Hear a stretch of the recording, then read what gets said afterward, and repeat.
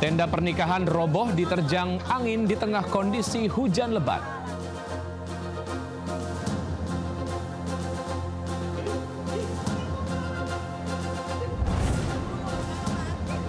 Pak Ogah berontak saat terjadi razia Satpol PP di Cengkareng, Jakarta Barat.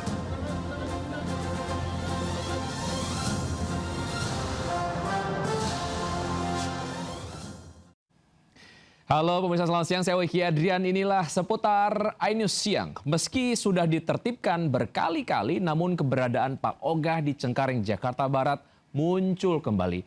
Dalam penertiban kemarin, sejumlah pengatur lalin liar itu berontak terjaring razia petugas.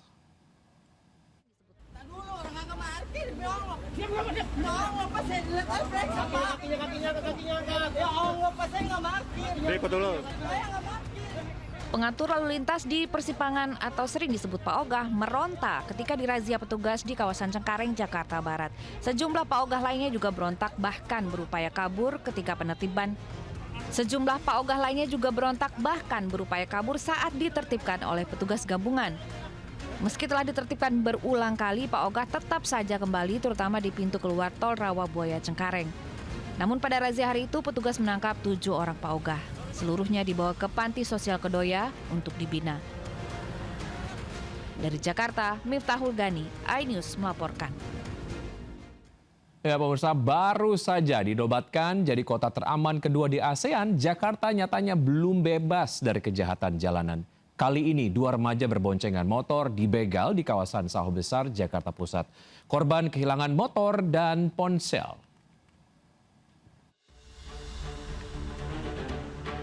CCTV merekam detik-detik saat 2 remaja berboncengan motor dipepet 2 motor lainnya di Jalan Gunung Sahari Raya, Sawah Besar, Jakarta Pusat. Peristiwa ini terjadi dini hari tepat di depan halte busway Jembatan Merah. Kawanan pelaku yang berjumlah 4 orang memberhentikan motor korban. 1 pelaku merampas sepeda motor dan 1 lainnya meminta ponsel korban. Korban yang ketakutan tidak bisa melawan karena pelaku mengancam dan mengacungkan celurit. Hasil penyelidikan sementara, para pelaku diduga merupakan satu komplotan yang sama dengan pembegal petugas damkar beberapa waktu lalu.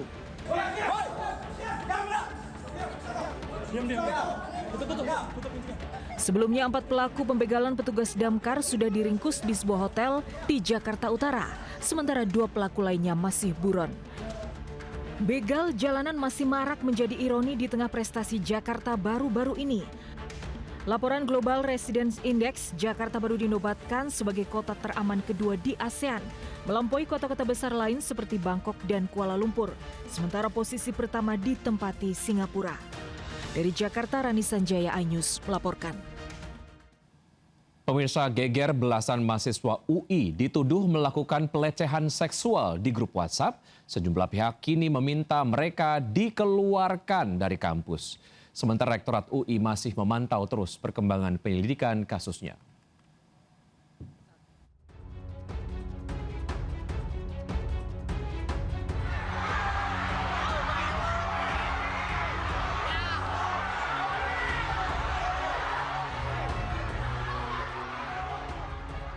Keributan terjadi saat para mahasiswa terduga pelaku pelecehan keluar dihadirkan. Para mahasiswa yang berempati terhadap korban berteriak dan histeris usai kasus dugaan pelecehan seksual berbasis digital terjadi di lingkungan kampus Universitas Indonesia. Kasus ini mencuat setelah sejumlah tangkapan layar grup chat mahasiswa beredar luas dan menunjukkan adanya percakapan yang mengarah pada pelecehan verbal serta objektifikasi perempuan. Kasus ini pun menuai kecaman. Usai viral, BEM dan Dekanat FHUI menggelar forum persidangan terbuka untuk para pelaku pelecehan seksual. Kehadiran para pelaku disambut sorakan hadirin sidang.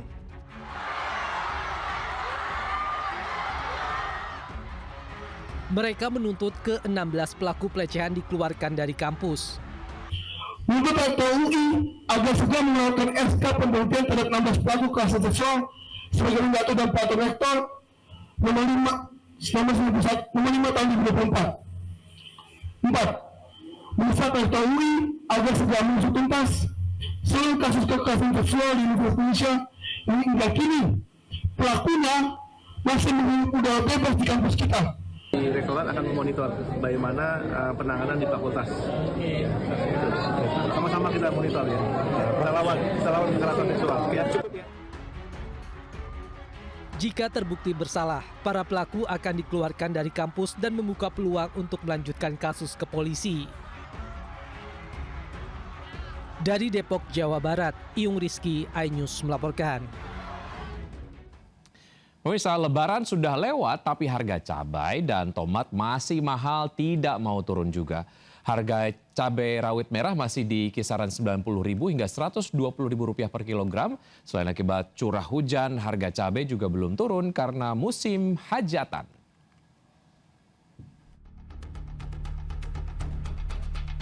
Sudah sebulan lebih harga cabai rawit merah di Pasar Cigasong, Majalengka, Jawa Barat mencapai Rp120.000 per kilogram. Harga cabai tidak kunjung turun meski Lebaran sudah lewat. Pembeli pun kini memilih beli cabai eceran Rp10.000 atau maksimal 1/4 kilogram. Biasanya beli berapa kilo? Ya biasanya kadang setengah, kadang seperempat. Saya perempat. Sekarang seperempat. Sengaja turun. Harga cabai di Pasar Kosambi Kota Bandung juga masih mahal, tak mau turun. Cabai rawit merah masih bertengger tinggi di Rp90.000 per kilo, padahal normalnya sekitar Rp40.000 per kilo. Hanya cabai merah keriting yang sudah berangsur normal kini Rp50.000 per kilogram. Sementara harga tomat malah naik 2 kali lipat lebih dari biasanya Rp7.000 per kilo, sekarang Rp16.000 per kilo. Ini gimana, Bu? Kalau rawit sekarang jadi turun 90, asalnya kan 100. Ya. Itu harga normalnya sendiri berapa? Kalau normalnya mah 40, 40.000. ya 40.000. Tidak hanya di Bandung, harga cabai rawit merah di Pasar Tanjung Jember, Jawa Timur di kisaran Rp85.000 per kilogram, 2 kali lipat dari normalnya Rp45.000 per kilo. Begitu pula dengan harga cabai hijau yang mencapai Rp65.000 dari normalnya Rp35.000 per kilo. Menurut pedagang, pasokan cabai berkurang karena tertundanya musim tanam. Harga cabai mahal, warga memilih beli mengecer per Rp10.000. Penjualan pun merosot tajam dari biasanya. Tim Liputan iNews melaporkan. Ya, bagaimana harga sayur mayur, tempe hingga minyak goreng di Jakarta? Langsung saja kita bergabung bersama Anissa Rizkia dari Pasar Senen, Jakarta. Selamat siang, Nisa. Apa yang menyebabkan kenaikan harga sayur di sana? Ya, selamat siang Wiki dan juga pemirsa. Saat ini memang pantauan dari sejumlah komoditas harga pangan ini mengalami kenaikan harga yang cukup signifikan. Tidak hanya sayur mayur ya, namun juga cabai merah keriting juga masih mengalami kenaikan harga. Nah, kalau dilihat pantauan kami ini tertinggi ini adalah brokoli yang mencapai harganya Rp45.000 kilogram per kilonya, yang biasanya hanya Rp35.000 per kilogramnya. Selain itu juga ada tomat, kemudian selada dan juga lettuce yang biasanya hanya Rp25.000 kini menjadi Rp30.000 per kilogramnya. Selain itu juga ada cesim sawi hijau yang biasanya hanya Rp12.000 hingga Rp15.000 kini sudah tembus di angka Rp18.000. Kemudian untuk kembang kol yang biasanya hanya Rp22.000 ini mencapai angkanya sampai Rp26.000 per kilogram. Serta terong ungu juga naik, yang biasa Rp12.000 sekarang mencapai Rp16.000 per kilogramnya. Untuk saat ini tidak hanya dari sayur mayur yang mengalami kenaikan, namun kalau dilihat dari pantauan ini juga sejumlah penjual tahu dan tempe juga banyak yang mengeluhkan begitu ya dengan harga kedelai yang semakin tinggi, yakni yang biasanya hanya Rp8.000 per kilogramnya, kini para pedagang ini harus membeli kedelai seharga Rp15.000 per kilogramnya. Dan kalau dilihat memang dari ukuran tahu dan tempe ini memang sedikit lebih kecil begitu ya dibandingkan dengan tahu pada tempe yang pada umumnya dijual. Namun juga dari pihak pemerintah terutama Badan Pangan Nasional juga memastikan pengawasan ketat ini terhadap para distributor kedelai untuk tetap memberikan harga jual sesuai dengan harga acuan penjualan guna menjaga stabilitas pasokan serta melindungi konsumen. Dan selain itu memang faktor cuaca ini sebagai penentu bahwasannya harga-harga di pasaran ini mengalami peningkatan yang cukup signifikan sehingga pasokan yang didapat oleh para pedagang ini cukup sulit.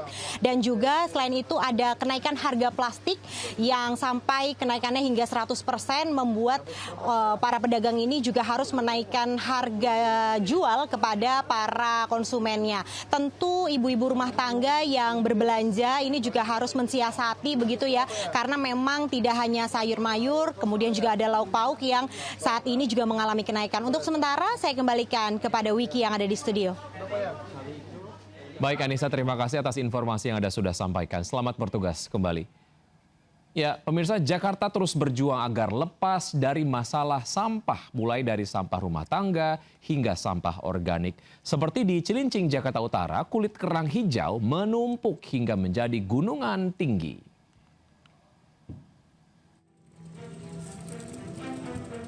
Hingga kini kota Jakarta masih berjuang agar bisa terbebas dari masalah sampah. Selain sampah rumah tangga dan industri, kali ini muncul masalah baru, yaitu sampah organik. Di pesisir Kalibaru, Cilincing, Jakarta Utara, limbah kulit kerang hijau menggunung bahkan mencapai ketinggian 2,5 meter. Setiap hari sampah kulit kerang hijau terus bertambah seiring aktivitas pengupasan kerang oleh warga dan pengusaha lokal. Kurangnya lahan pembuangan akhir membuat para pengusaha kerang memilih jalan pintas dengan membuang limbah ke laut dan juga tepi pantai. Kayak wisatawan gitu agak terganggu ya, karena kan biasanya bisa menikmati pasir di bibir pantai, sekarang sudah tidak bisa menikmati pasir putih di bibir pantai. Meski disebut-sebut dapat menahan abrasi, namun secara ekologi tumpukan kulit kerang bisa merusak lingkungan laut. Suku Dinas Lingkungan Hidup Kepulauan Seribu mengaku telah berkoordinasi dengan Kementerian Lingkungan Hidup untuk mengatasi masalah ini. Dari Jakarta, Sofyan Firdaus, iNews melaporkan.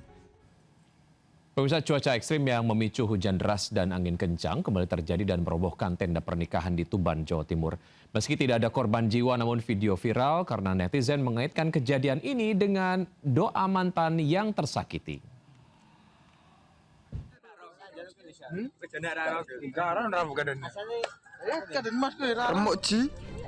Hujan deras disertai angin kencang menerjang Desa Kedung Soko, Pelumpang, Kabupaten Tuban. Akibatnya, sebuah tenda pernikahan porak-poranda diterjang angin kencang dan dalam hitungan detik, suasana yang awalnya penuh kemeriahan berubah jadi kepanikan. Peristiwa yang terjadi sore hari ini membuat tamu undangan berhamburan menyelamatkan diri. Dari yang awalnya mau makan prasmanan, jadi lari maraton gratis demi menghindari tenda yang tumbang. 4 unit tenda, peralatan sound system, dan ratusan kursi pun ikut jadi korban. Meski tak ada korban jiwa, kerugian material ditaksir mencapai 5 juta rupiah. Pasca kejadian, video viral dan dikomentari nyeleneh dari netizen, mulai dari angin cemburu hingga berspekulasi doa mantan yang belum move on. Sementara akibat kejadian ini, warga diimbau untuk waspada, terutama saat menggelar acara di luar ruangan di musim hujan. Dari Tuban, Jawa Timur, Pipit Wibawanto, iNews melaporkan. Ya, bersama memasuki pancaroba, sejumlah wilayah masih sering diguyur hujan deras, bahkan terendam banjir. Di Kelurahan Ranca Bolang, Kota Bandung, dan di Bekasi ataupun Kabupaten Bekasi, banjir 1 meter merendam berhari-hari.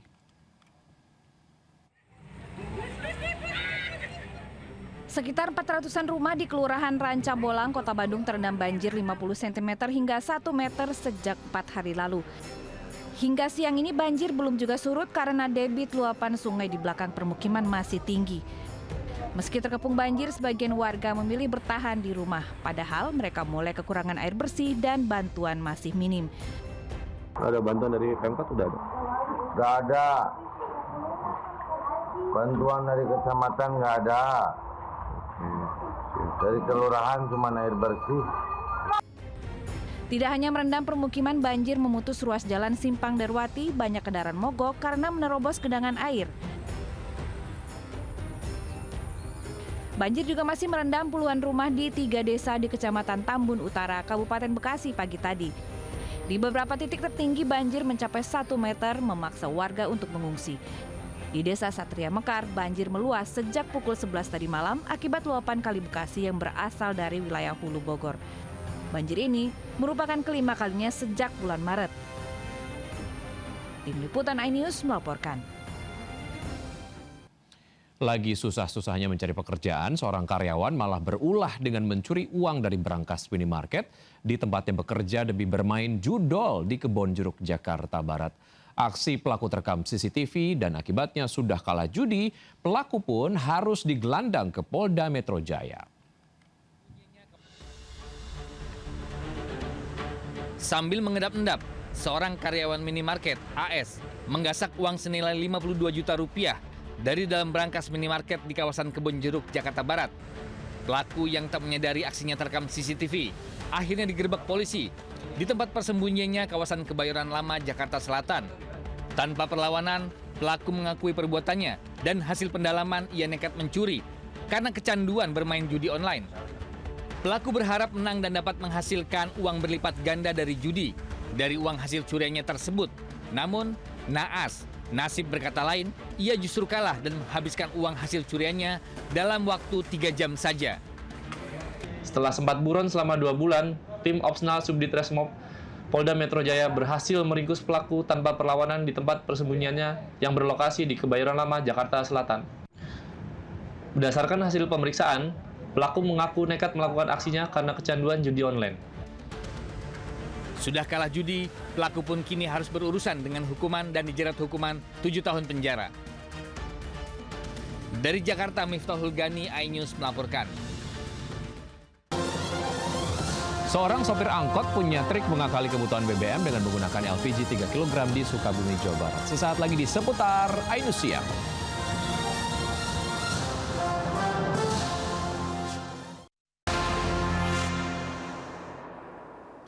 Terima kasih Anda masih bergabung sama kami. Pemirsa, turnamen bulu tangkis bergengsi kelas dunia berlevel Super 1000 akan kembali digelar di tanah air. Polytron Indonesia Open 2026 siap hadir di Istora Senayan 2 hingga 7 Juni mendatang.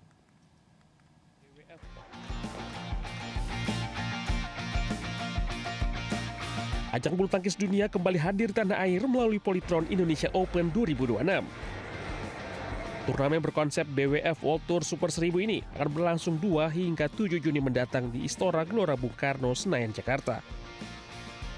Puluhan pebulu tangkis top dunia termasuk Indonesia dipastikan turut bersaing memperebutkan gelar juara. Ya mudah-mudahan para badminton lovers juga mau untuk hadir, datang, memeriahkan dan juga sekaligus mensupport kita. Ini kami menyediakan Polytron G3 Plus untuk transportasi ya, atlet ya, dari tempat istirahat dia ke tempat acara. Ya, harapannya ini akan meningkatkan pengalaman mereka. Ya. Polytron Indonesia Open 2026 akan menjadi ajang bulu tangkis internasional paling bergengsi yang diselenggarakan tahun ini. Dari Jakarta, Tim Liputan iNews melaporkan. Pemirsa, harga BBM bisa naik sewaktu-waktu. Seorang sopir angkot di Sukabumi, Jawa Barat punya trik untuk mengakali kebutuhan bahan bakar. Bukan pakai bensin seperti angkot pada umumnya, tapi pakai LPG 3 kg.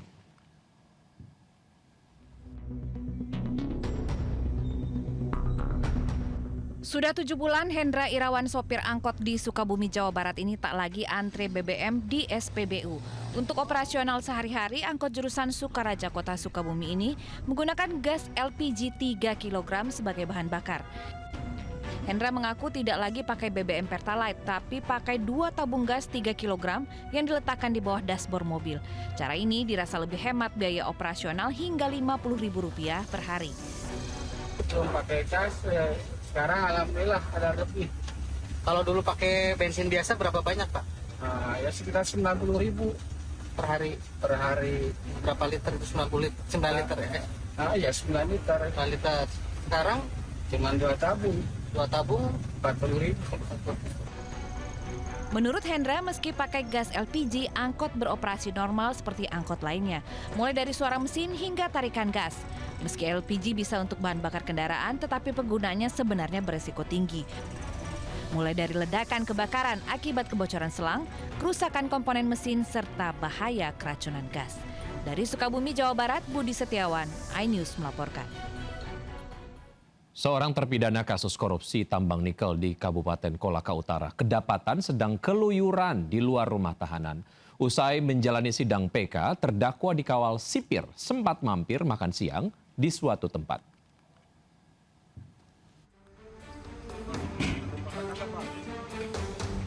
Supriyadi divonis bersalah dalam kasus tindak pidana korupsi pertambangan nikel di Kabupaten Kolaka Utara. Meski saat ini ditahan di rutan kelas 2A Kendari, ia justru terekam video amatir sedang berjalan santai di luar rutan. Dalam video yang viral di media sosial, Supriyadi kedapatan masuk ke salah satu warung kopi di kawasan XMTQ Kota Kendari. Pihak rutan menjelaskan terpidana kasus korupsi ini keluar rutan untuk sidang peninjauan kembali di PN Kendari. Namun usai sidang ia tidak langsung kembali ke rutan, malah mampir di sebuah warung untuk makan. Kami terus mendalami alasan-alasan kenapa sampai kemudian harus singgah ke sana. Yang harusnya secara prosedural setelah selesai melaksanakan sidang, maka pengawal wajib mengembalikan ke rutan kembali. Pelesirian terpidana kasus korupsi keluar rumah tahanan bukan hal baru. Setia Novanto yang pernah menjadi terpidana korupsi KTP elektronik sempat tertangkap kamera sedang berada di sebuah toko keramik di Kabupaten Bandung bersama 2 petugas lapas Sukamiskin. Akibatnya, kedua petugas dijatuhi hukuman disiplin. Namun yang tak kalah membuat heboh beberapa tahun lalu, Gayus Tambunan. Bekas pegawai pajak itu sudah membuat kontroversi sejak ia muncul sebagai tersangka kasus pajak pada tahun 2010 lalu. Selain diduga terpergok makan di restoran, ia bahkan sempat pelesiran keluar rumah tahanan untuk menonton turnamen tenis di Nusa Dua Bali. Tim Liputan iNews melaporkan. Kami akhiri jumpa kita siang hari ini. Saya Wiki Adrian bersama tim yang bertugas. Undur diri, tetap semangat dan sampai jumpa.